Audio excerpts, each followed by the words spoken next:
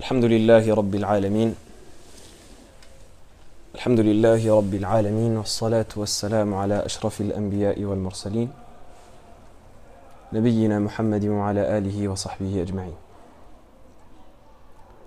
أما بعد. Donc on reprend Inch'Allah Ta'ala là où on s'était arrêté, l'explication de la poésie de l'épître Nasihat Hammad ibn Al-Umin li abna il-Muslimin, la recommandation de Hammad ibn Al-Umin aux enfants des musulmans. Donc deux points, premièrement, avant de reprendre ces cours-là. Le premier point, c'est que le début de l'explication est disponible donc sur les pages YouTube et Periscope, donc sur la chaîne YouTube d'Ibn Qayyim et sur Periscope, vous retrouverez les 7 premiers cours.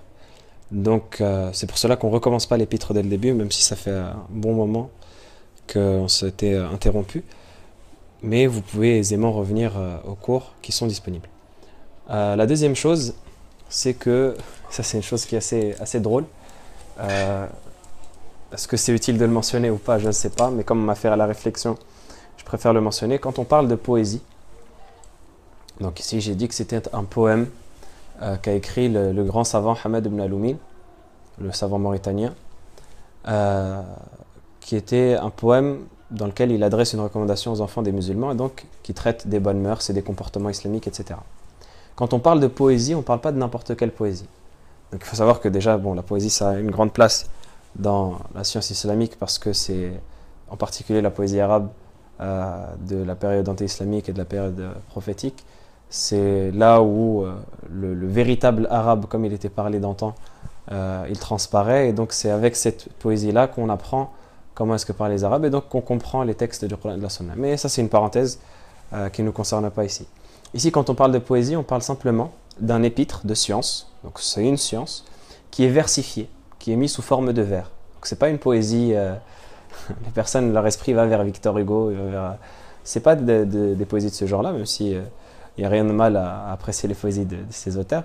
Mais ici, c'est une poésie dans le sens un épître de science. Un épître de science qui est mis sous forme de poésie. Dans quel but? Dans le but de faciliter son apprentissage. Parce que la poésie, avec son rythme, avec ses rimes, elle est toujours plus facile à apprendre qu'un texte en prose brute. Donc, c'est toujours plus facile à apprendre, où les vers sont toujours plus faciles à retenir que la prose. Donc, cette parenthèse fermée, on reprend Inch'Allah Ta'ala. Donc, on s'était arrêté, il me semble, au dernier cours. Au passage, on parlait des débats et on disait que les débats pouvaient être soit bénéfiques, soit mauvais. Et quand ils sont bénéfiques, ils sont recommandés. Quand ils sont mauvais, ils sont blâmés.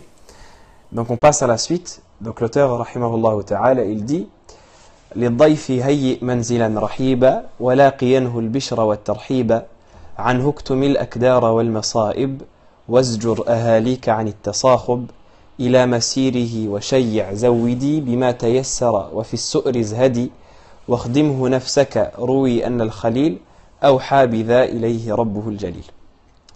Donc dans la traduction que vous avez disponible, que j'ai faite, je dis honore l'invité en préparant le gîte, accueille-le avec joie et bonne conduite, ne lui parle jamais des peines et des soucis, blâme ta famille s'il se plaigne de lui, et raccompagne-le en l'approvisionnant de ce que tu pourras, au reste renonçant, et serre-le de toi-même. On cite d'Ibrahim que c'est son Seigneur qui lui fit cet ordre intime. Donc cette partie de la poésie de Hammad ibn Al-Umin, elle va traiter d'un comportement éminent en islam et d'une caractéristique extrêmement importante, ne serait-ce que humainement tout d'abord, qui est le fait d'honorer son invité. Honorer son invité, c'est un élément extrêmement important. Extrêmement important tout d'abord d'un point de vue humain, mais également d'un point de vue islamique. Parce que le fait d'honorer un invité, c'est au final compléter un manque qu'il y a dans la société qui rassemble tous les humains. La société, ou le fait de l'être humain, il a été créé par Allah pour vivre en société. L'isolement, il ne convient pas à l'être humain. l'isolement, comme les savants ils disent, al-insan khuliqa madaniya at-tab'i. L'être humain, il a été créé comme ayant le besoin d'avoir des relations sociales. L'isolement, ça ne convient pas aux hommes et c'est simplement, c'est comme un médicament, l'isolement. À force de rencontrer les gens et à force de se mélanger aux gens, parfois on tombe malade. Et on a besoin d'une certaine cure en s'écartant des gens à un certain moment pour respirer, pour souffler un peu, mais on a besoin toujours de revenir vers eux et de revenir en société. Et c'est dans ce sens-là, par exemple, qu'il y a énormément de hadiths, comme le hadith du prophète sallallahu alayhi wa sallam, il dit Al-mu'minu alladhi yu'ashiru an-nasa wa yasbiru ala adahum khayrun min alladhi la yu'ashiru an-nasa wa la yasbiru ala adahum, kama qala sallallahu alayhi wa sallam. Il dit le croyant qui fréquente les gens et qui patiente à propos de leurs torts est meilleur que le croyant qui ne fréquente pas les gens et qui ne patiente pas. Donc le fait de rester tout le temps isolé, ce n'est pas quelque chose d'humain et ce n'est pas quelque chose non plus d'islamique. Mais ici, on a dit l'être humain il a besoin de vivre en société, mais parfois on a des membres de la société qui ont besoin les uns des autres. Vous avez des personnes qui arrivent dans une situation difficile où ils ont besoin d'être accueillis, notamment une personne qui est en voyage, une personne qui est perdue, qui menait un voyage et qui s'est perdue et qui est arrivée dans une ville où elle ne connaît personne, etc. Elle a besoin d'être accueillie, elle est en situation de difficulté. Donc c'est d'autant plus important dans cette situation-là de l'accueillir et de lui accorder le gîte et de lui accorder la nourriture. Et c'est pour cela que, notamment, que le fait d'accueillir les invités, c'est quelque chose d'extrêmement important et ça fait partie des comportements de l'islam et ça fait partie des traditions des messagers et des prophètes et ça fait partie des caractéristiques des pieux également. Allah subhanahu wa ta'ala dans le Coran il nous rappelle d'Ibrahim où les deux anges, et on va la traiter inshallah un peu plus en détail, les deux anges ils sont arrivés chez Ibrahim alayhi salam, il les a automatiquement accueillis. Comme on va le voir, il leur a égorgé directement un ijl, un veau rôti, il leur a présenté pour manger. Donc ça fait partie des caractéristiques du croyant et du musulman et de l'homme pieux. C'est pour cela que le prophète alayhi salatu wassalam, il a incité à ce comportement et à ce caractère. Dans le hadith, le prophète alayhi salatu wassalam, il dit, dans le hadith que vous connaissez tous, celui qui croit en Allah et au jour dernier, man kana yu'minu billahi wal yawmil akhir, fala yu'dhi jarahu, man kana yu'minu billahi wal yawmil akhir, falyukrim dayfahu, man kana yu'minu billahi wal yawmil akhir, falyaqul khayran aw liyasmut. Hadith que vous connaissez tous, le prophète alayhi salatu wassalam, il dit, celui qui croit en Allah et au jour dernier, qu'il honore son invité, qu'il ne cause pas de tort à son voisin. Celui qui croit en Allah et au jour dernier, qu'il honore son invité, et celui qui croit en Allah et au jour dernier, qu'il dise de bien, qu'il se taise. Dans un autre hadith, le prophète alayhi salatu wassalam, ça c'est un hadith également que vous connaissez, c'est un hadith qui nous montre à quel point c'est un caractère éminent en islam que de faire attention à l'invité. Il faut savoir que ce caractère-là, il a non seulement été appuyé par l'islam, mais il était présent également chez les gens à la période anté-islamique, ce qu'on appelle les Arabes de l'Jahiliyyah, la période d'ignorance.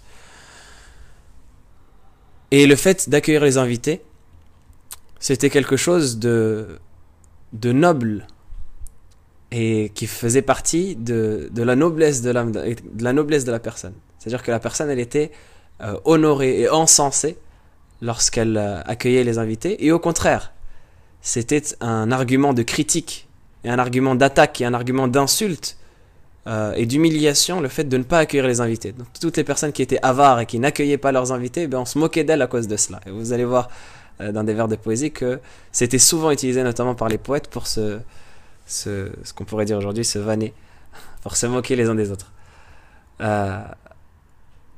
Mais le prophète alayhi salatu wassalam, il dit dans un hadith, j'ai été envoyé pour compléter les nobles caractères. Pourquoi compléter? Parce qu'il y avait les caractères nobles qui étaient déjà présents chez les Arabes, et parmi ces nobles caractères-là, il y avait le fait d'accueillir l'invité. Donc cette histoire que je vais évoquer, qui est à l'époque du prophète alayhi salatu wassalam, c'est un hadith qui est rapporté par le Bukhari Muslim, dans des versions différentes, que le prophète alayhi salatu wassalam, un jour une personne elle lui est arrivée, et elle lui a demandé de lui accorder le gîte. Elle lui a demandé de l'accueillir et de la nourrir. Et le prophète alayhi salatu wassalam, alors il lui a dit, je suis très fatigué et je veux que tu m'accordes le gîte. Inni majhoud. Et dans la version de Bukhari, inni asabani al-jahd. Donc le prophète alayhi salatu wassalam, il a envoyé quelqu'un pour prévenir ses épouses, Et il leur a dit, est-ce que vous avez quelque chose? Est-ce que vous avez quelque chose à donner à manger à cette personne-là? Et chaque épouse du prophète sallallahu alayhi wa sallam, il disait, وَالَّذِي بَعَثَكَ بِالْحَقِّ مَا عِنْدِي إِلَّا الْمَاء. Je jure par celui qui t'a envoyé avec la vérité, c'est-à-dire Allah subhanahu wa ta'ala, je n'ai chez moi que de l'eau. Ça montre à quel point le prophète alayhi salatu wassalam, il était ascète. À quel point le prophète sallallahu alayhi wa sallam, ça l'intéressait pas de dunya. Imaginez-vous, le prophète alayhi salatu wassalam, l'ami intime d'Allah subhanahu wa ta'ala, celui à qui Allah subhanahu wa ta'ala, s'il voulait, il lui accorderait tout ce qu'il y a sur terre. Comme le prophète alayhi salatu wassalam a dit, Allah subhanahu wa ta'ala m'a donné le choix entre être un roi messager et un serviteur messager. فاخترت أن أكون عبدا رسولا. Et j'ai choisi d'être un serviteur messager, un simple serviteur messager. Allah subhanahu wa ta'ala lui a donné le choix. Allah subhanahu wa ta'ala, comme il dit dans le Coran, il aurait pu lui donner des jardins, il aurait pu lui donner des palais, il aurait pu lui donner des trésors.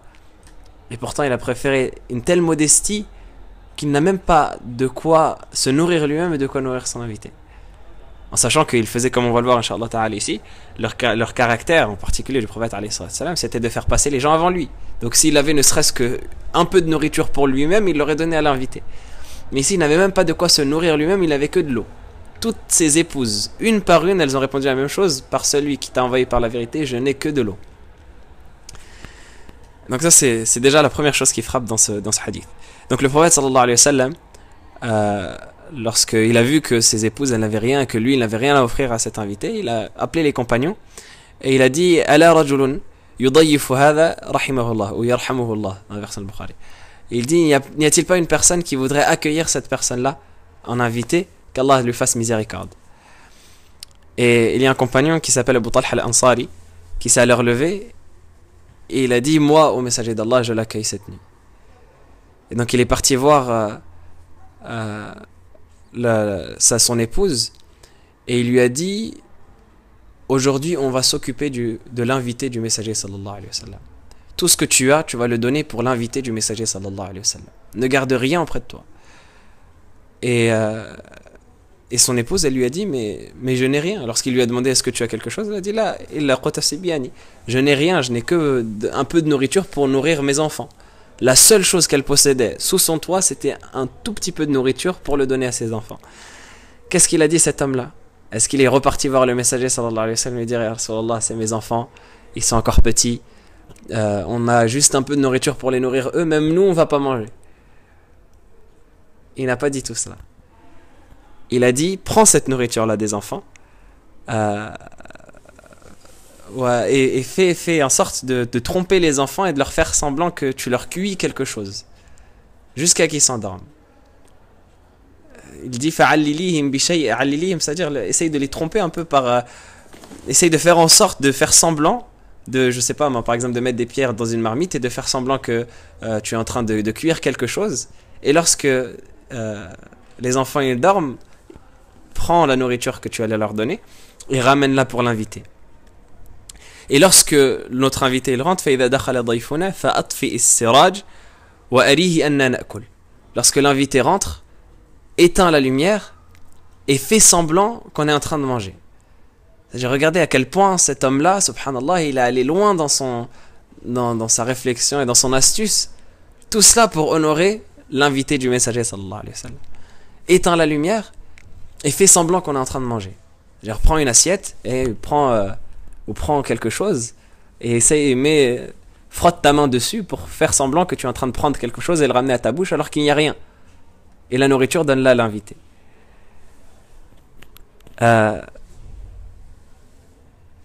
Et donc ils sont arrivés, l'invité est arrivé, il s'est assis avec eux, il a mangé. Et eux, ils sont restés en état de faim. Ils sont restés en état de faim, ils n'avaient plus rien à manger. Jusqu'à qu'ils sont arrivés au lendemain matin, et lorsqu'ils sont allés voir le prophète sallallahu alayhi wa sallam, le prophète sallallahu alayhi wa sallam leur a dit قَدْ عَجِبَ اللَّهُ مِنْ صَنِيعِكُمَا بِضَيْفِكُمَا اللَّيْلَةِ. Il a dit, Allah subhanahu wa ta'ala s'est étonné, ça lui a plu ce que vous avez fait avec votre invité cette nuit-là. Allah subhanahu wa ta'ala s'est étonné de ce que vous avez fait avec votre invité cette nuit-là. Et c'est à ce moment-là que le verset où Allah subhanahu wa ta'ala il dit وَيُؤْثِرُونَ عَلَىٰ أَنفُسِهِمْ وَلَوْ كَانَ بِهِمْ خَصَاصَةٌ. Et ils font passer les gens avant eux-mêmes alors que eux sont touchés, même si eux sont touchés par une grande pauvreté. Il dit وَيُؤْثِرُونَ عَلَىٰ أَنفُسِهِمْ, ils font passer les gens avant eux-mêmes. C'est-à-dire que déjà eux, ils sont touchés par une énorme pauvreté, ils n'ont rien à donner. Mais ils font passer les gens quand même avant eux. وَلَوْ كَانَ بِهِمْ خَصَاصَةٌ. Et Allah subhanahu wa ta'ala termine le verset en disant وَمَنْ يُوقَ شُحَّ نَفْسِهِ فَأُولَٰئِكَ هُمُ الْمُفْلِحُونَ. Et ceux qui seront préservés de l'avarice de leurs âmes, ce sont ceux-là qui réussissent. Donc regardez à quel point les invités avaient une grande place ou ont une grande place dans les caractères islamiques. Et ça en vérité c'est une tradition prophétique qui date d'Ibrahim alayhi salam, comme on a dit. Et vous connaissez tous l'histoire d'Ibrahim alayhi salam lorsqu'Allah subhanahu wa ta'ala lui a envoyé les deux anges qui se sont matérialisés sous une forme humaine pour lui annoncer qu'ils allaient détruire la cité de Lot alayhi salam. Le peuple de Lot qui s'était rendu coupable d'énormément de crimes, notamment leur plus grand crime qui a été l'homosexualité. Et Allah subhanahu wa ta'ala a annoncé à Ibrahim alayhi salam qu'il allait détruire la cité de son cousin Lot. Et donc lorsque Allah subhanahu wa ta'ala lui a fait cette annonce-là, il a envoyé deux anges pour lui annoncer. Et donc les deux anges se sont matérialisés sous forme humaine. Et Ibrahim alayhi salam, il ne connaissait pas ces deux anges-là, il ne les a pas reconnus. Lorsqu'ils sont arrivés, ils ont dit salam. Et lui, il a dit قالوا سلاما قال سلام قوم منكرون. Ils ont dit salaman. Et lui, il a dit salamun qawmun munkarun. Vous êtes un peuple que l'on ne connaît pas.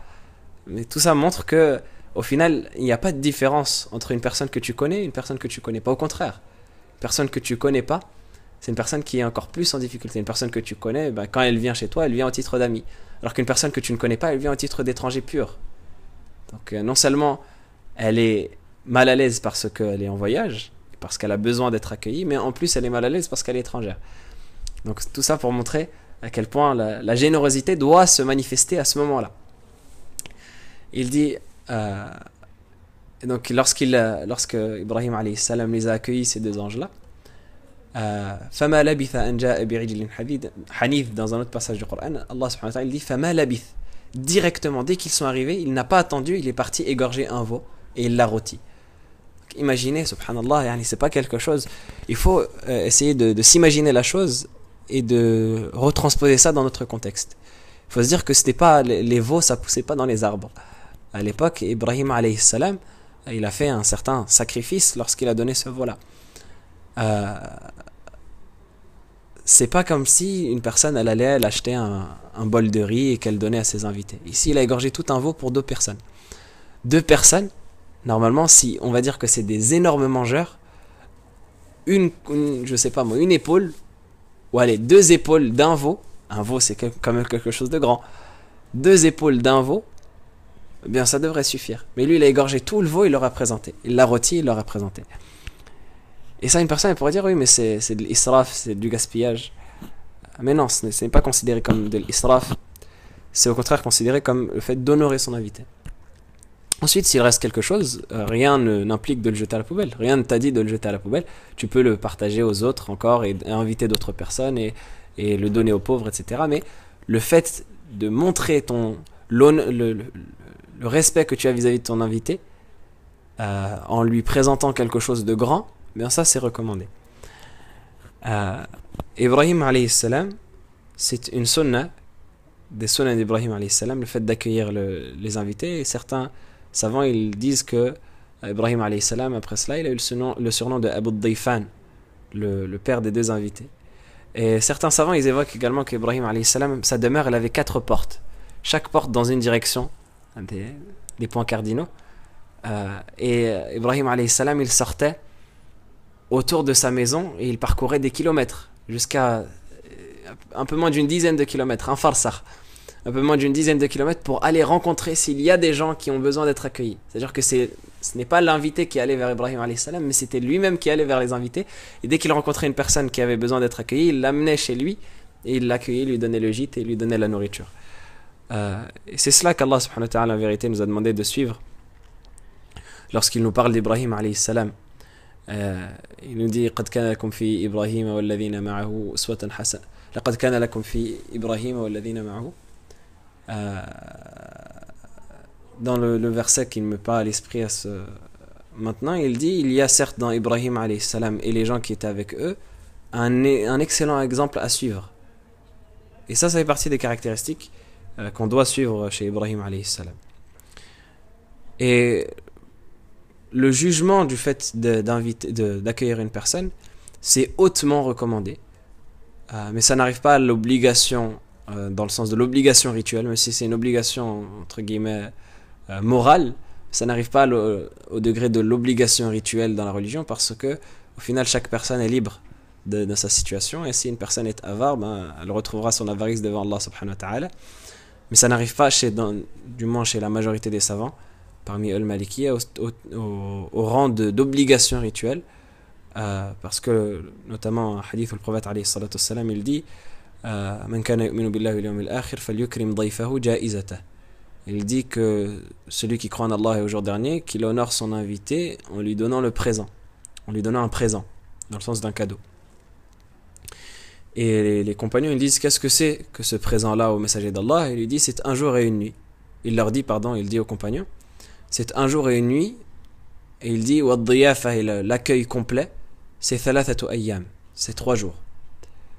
C'est-à-dire que le strict minimum, le minimum syndical que tu vas donner à ton invité, c'est un jour et une nuit. Ça, c'est hautement préférable. Et c'est une obligation morale. Sans parler d'obligation religieuse, c'est une obligation morale. C'est-à-dire que en tant que musulman, tu ne peux pas te permettre de ne pas accueillir une personne pour un jour et une nuit.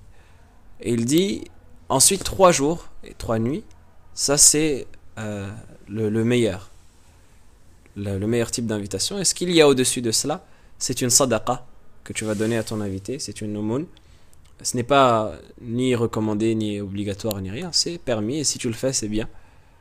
Mais l'invité lui-même, il est invité dans un hadith du prophète alayhi salatu wassalam, à ne pas rester davantage que cela, pour ne pas risquer de gêner son hôte qui lui accorderait cela par générosité, mais qui ne pourrait pas supporter en vérité de le voir chez lui plus de 3 jours. Et ensuite, les savants, ils ont divergé. Est-ce que, et ça c'est des divergences au point de vue de la jurisprudence, est-ce que c'est une obligation pour les personnes résidant dans la ville, ou est-ce que c'est une obligation pour les personnes résidant seulement dans la campagne? Certains savants, parmi eux l'imam Malik rahimahullah, ils disent que c'est une obligation pour les personnes de la campagne uniquement et pas les personnes de la ville. Parce que les personnes de la ville, quand une personne rentre dans une ville, eh bien, elle peut aller n'importe où pour se réfugier. Elle peut aller à l'hôtel, elle peut aller, il y a des auberges, etc. Alors que quand elle est dans la campagne, eh bien, elle est perdue concrètement, elle n'a personne chez qui aller, elle ne connaît personne. Donc là, à ce moment-là, ça devient quelque chose d'obligatoire, et une obligation ici communautaire. C'est-à-dire que si tout le monde le repousse et que personne ne l'accueille et qu'il se retrouve à dormir dans la rue à cause de cela, eh bien ça, là les gens prennent tous un péché. Mais si une personne s'en charge, eh bien, alhamdoulilah, elle aura gagné sa récompense.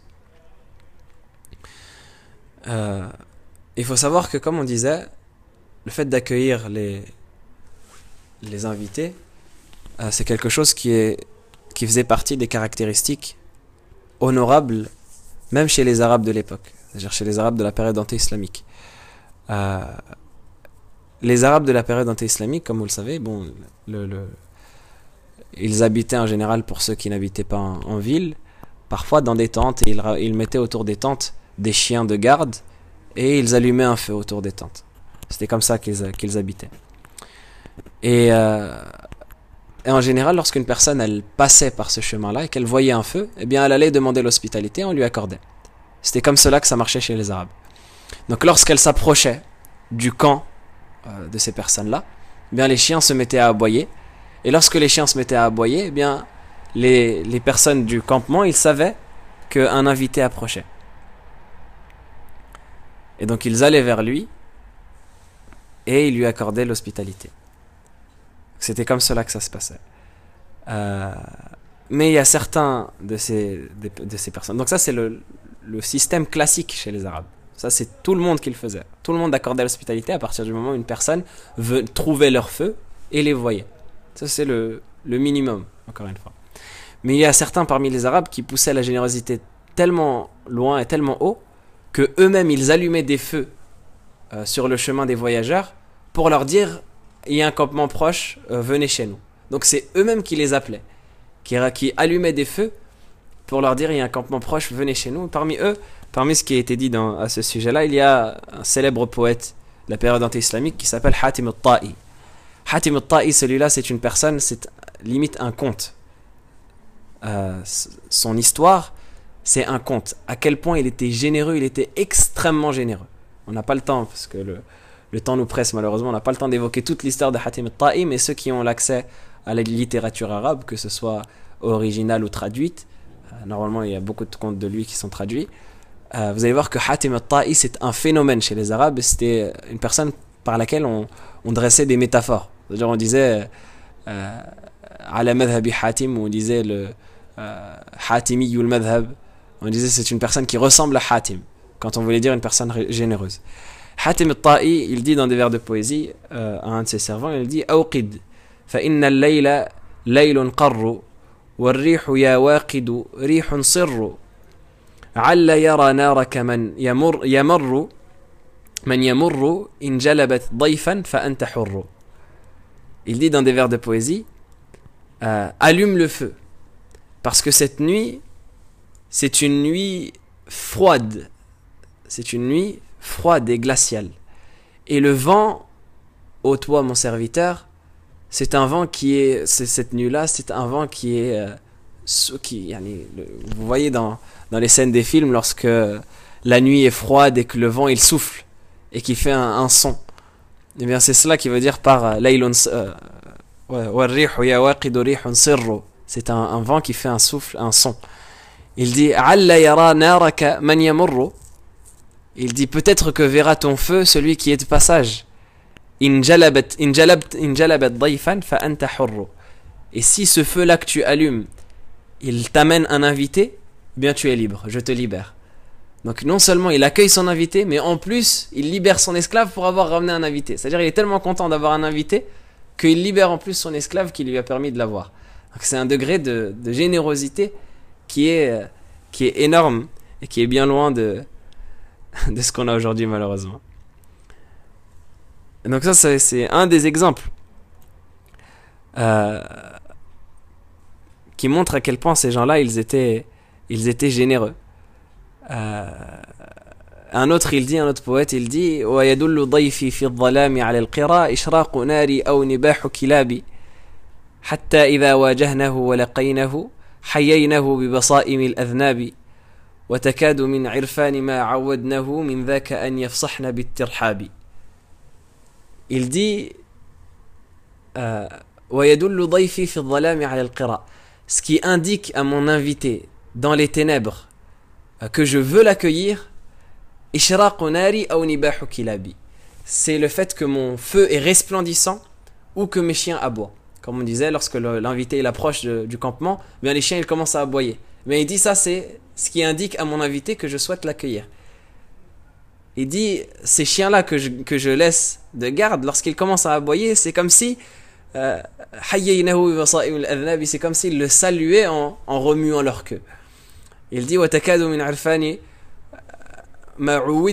il dit il peut s'en faut que ces chiens, à tel point que je les ai habitués à accueillir les invités,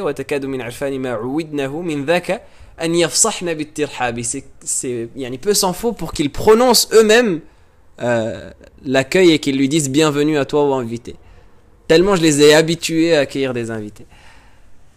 Donc ça montre, parmi les choses qui montrent à quel point ce caractère-là c'était un caractère qui était fréquent chez les Arabes et qui était honorable. Et au contraire, l'opposé, qui est le fait d'être avare, bien c'était quelque chose qui était extrêmement blâmé. C'est quelque chose qui faisait partie des moqueries. C'est-à-dire que les gens ils se moquaient d'une personne lorsqu'il était avare. Et ça, encore une fois, il y a énormément d'histoires qu'on pourrait citer.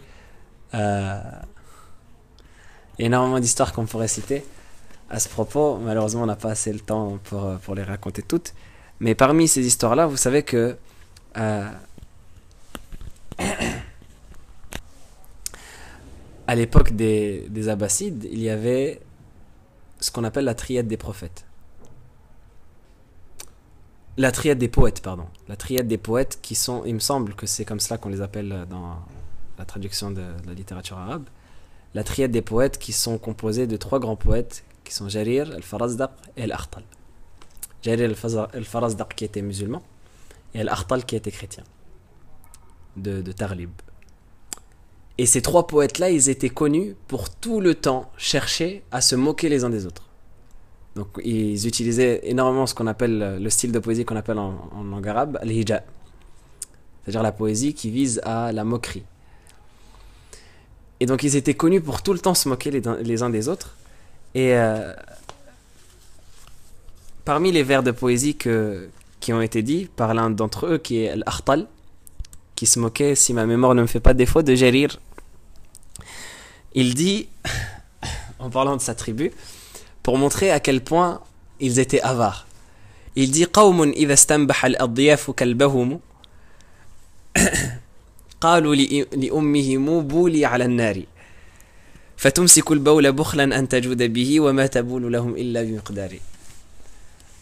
Il dit c'est un peuple qui, lorsque les invités arrivent proches de leur campement et qu'ils font aboyer leurs chiens, eh bien ils disent à leur mère, vite lève-toi et urine sur le feu, pour éteindre le feu. C'est-à-dire qu'ils voulaient tellement ne pas accueillir les invités qu'ils disent à leur mère, urine sur le feu pour cacher le feu, pour faire semblant qu'on dort. Il dit, et quand elle va pour uriner, elle se retient d'uriner totalement, elle se retient d'uriner totalement parce qu'elle est tellement avare que même l'urine, elle ne veut pas la donner. Il dit elle n'urine que très peu. Donc ça, en vérité, c'est des vers de poésie qui sont assez grossiers, même si ça rentre pas dans l'indécence. Mais ça montre à quel point ils se moquaient les uns des autres en utilisant l'avarice comme argument. Donc ici, si vous passez outre de l'image peu gracieuse de l'urine, ici ce qu'il veut dire, c'est que ces gens-là, ils sont tellement avares que dès qu'une personne approche de leur campement, directement ils essayent d'éteindre le feu pour ne pas que la personne elle approche, pour ne pas que la personne elle vienne chez eux et pour qu'elle se dise ils sont endormis ou ils sont partis ou je sais pas. Donc ça c'est quelque chose par laquelle ils se moquaient. Et d'ailleurs les poètes eux-mêmes ils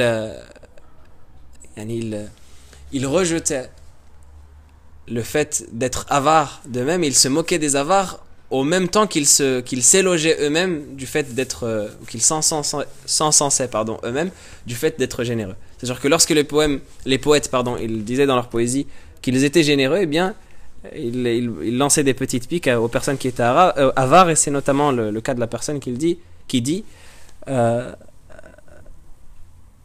وإني لقوام إلى الضيف موهنا إذا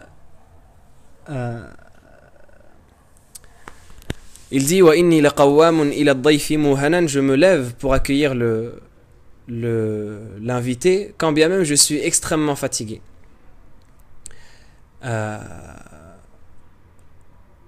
Même si dans la suite des vers de poésie dont je ne me souviens plus, il dit même si que la personne, cet invité-là, il est parti chez une autre personne et que cette personne-là, elle était tellement avare qu'elle n'a pas pu l'accueillir, eh bien moi je me lève, même si je suis fatigué, pour l'accueillir. Il dit dans cette situation-là, cette personne-là qui est partie chez des gens pour qu'ils l'accueillent et qui ne s'est pas levé pour l'accueillir, eh bien moi, même si je suis extrêmement fatigué et que je n'ai pas grand-chose à donner, eh bien je me lève pour l'accueillir. Il dit دعا فأجابته كلاب كثيرة على ثقة مني بما أنا فاعل. Dans le vers de poésie à la suite, il dit cette personne-là qui arrive auprès de moi, c'est comme si elle appelait, ne serait-ce qu'en approchant de mon campement, elle appelle et mes chiens lui répondent en étant sûr que je vais moi-même lui répondre et l'accueillir. Donc ça c'est un bref exposé de ce qui était chez les Arabes. Et Hamad ibn al-Umin rahimahullah ta'ala, après avoir traité du grand mérite d'accueillir les invités, eh bien il va traiter des comportements qu'il y a à respecter au moment où on est avec l'invité chez nous, au moment où on accueille l'invité et qu'on le rentre dans notre maison. Il y a certains comportements et certaines bienséances à respecter, et ça on les verra Inch'Allah Ta'ala à la prochaine séance. Wallahu Ta'ala a'la wa a'lam, wa sallallahu wa sallim wa barik ala sayyidina Muhammad wa ala alihi wa sahbihi ajma'in, wa barakallahu fikum.